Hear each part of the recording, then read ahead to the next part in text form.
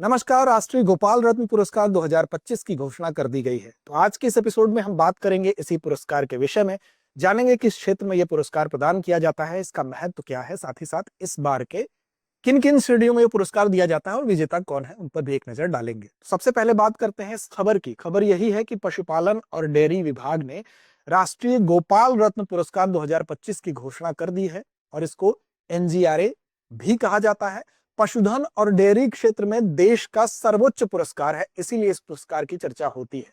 अब देखिए, इसका सबसे पहले अगर हम बात करेंगे तो गठन कब हुआ, सबसे पहले तो यही आपको ध्यान देना है कि राष्ट्रीय गोपाल रत्न पुरस्कार 2025 की घोषणा के संदर्भ में हम ये बात कर लें सबसे पहले कि इसका गठन कब हुआ।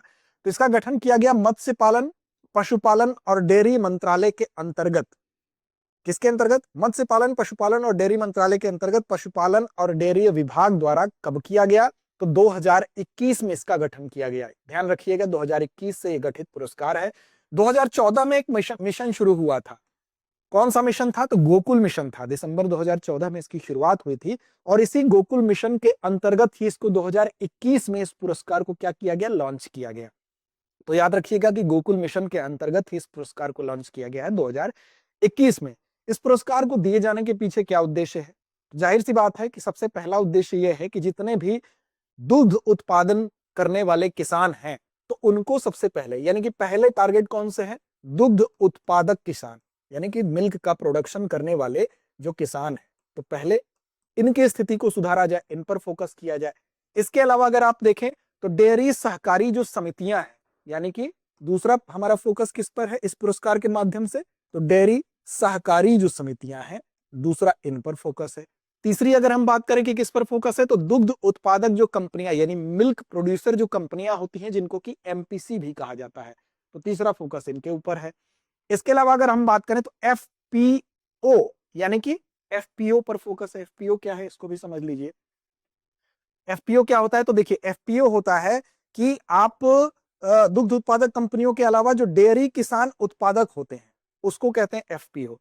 इस पर भी फोकस होता है। साथ साथ जो कृत्रिम गर्भाधान करने वाले जो टेक्नीशियंस होते हैं, उनको, यानी इन सभी के बीच में कैसे उत्कृष्टता को प्रोत्साहित किया जाए, इनका काम और ज्यादा उत्कृष्ट हो सके, इसीलिए ये पुरस्कार दिया जाता है। और 2021 में इन्हीं सब उद्देश्यों को लेकर कि कैसे डेयरी फार्मिंग को सुधारा जा सकता है, कैसे जो है स्वदेशी मवेशी संरक्षण को बेहतर किया जा सकता है, कैसे जो है सहकारी डेयरी विकास को बेहतर बनाया जा सकता है, कैसे वैज्ञानिक प्रजनन सेवाओं को ठीक किया जा सकता है, इसलिए 2021 में गोकुल मिशन के अंतर्गत ही 2014 से जो शुरू हुआ था, इस पुरस्कार को स्टैब्लिश किया गया था। अब इस पुरस्कार की कई श्रेणियां हैं, तो देखिए इसकी 3 श्रेणियां हैं। उन 3 श्रेणियों को भी आप देख लीजिए। पहली श्रेणी जो है, जिसमें यह पुरस्कार दिया जाता है, स्वदेशी गाय भैंस नस्लों का पालन करने वाले सर्वश्रेष्ठ डेयरी किसान की श्रेणी होती है।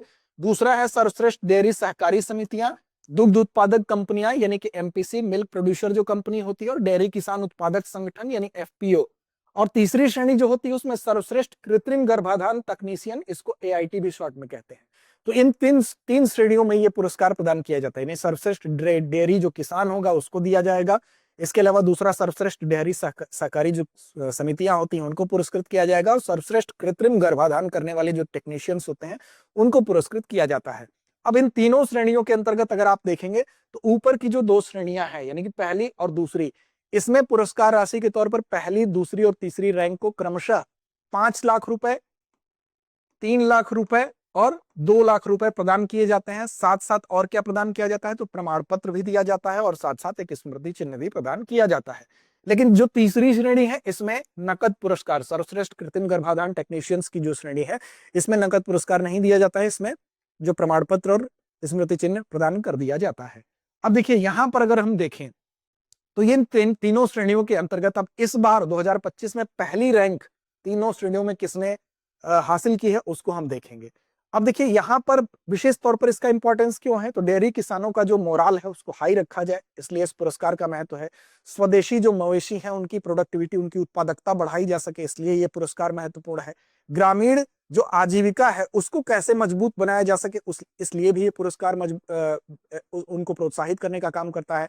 डेयरी क्षेत्र में कैसे भारत आत्मनिर्भर हो सके, और साथ साथ दूध की गुणवत्ता और उत्तम संरक्षण, इन अच्छे नस्ल की जो हम कह सकते हैं मवेशी है, उनका उत्तम संरक्षण कैसे हो सके।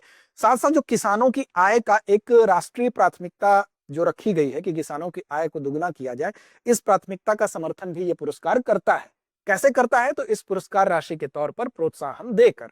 अब देखिए इस बार के विजेता कौन कौन रहे, एक नजर उस पर भी डाल लें। तो पहली जो श्रेणी है, देशी गाय भैंस नस्लों का पालन करने वाले जो सर्वश्रेष्ठ डेयरी किसान है, उसमें पहली रैंक हम आपको सबकी बता रहे हैं, बाकी रैंक आप विजिट करके देख सकते हैं।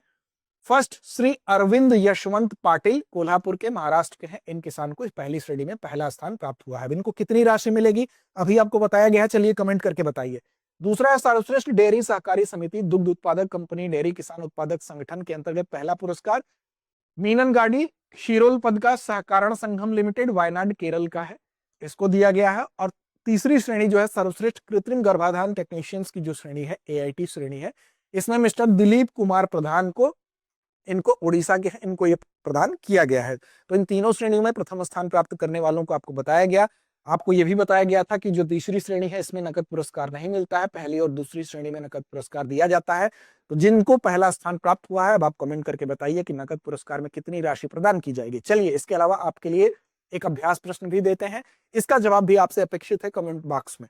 तो चलिए इसका जवाब दीजिए कि राष्ट्रीय गोपाल रत्न पुरस्कार किस वर्ष लॉन्च किया गया था, 2019, 2020, 2021 या 2022? तो इस प्रश्न का सही और सटीक जवाब दीजिए। लड़ते रहिए अपने लक्ष्य की ओर बढ़ते रहिए। अब एग्जाम की तैयारी को और बेहतर करने के लिए हमारे चैनल को लाइक, शेयर और सब्सक्राइब करना ना भूलें।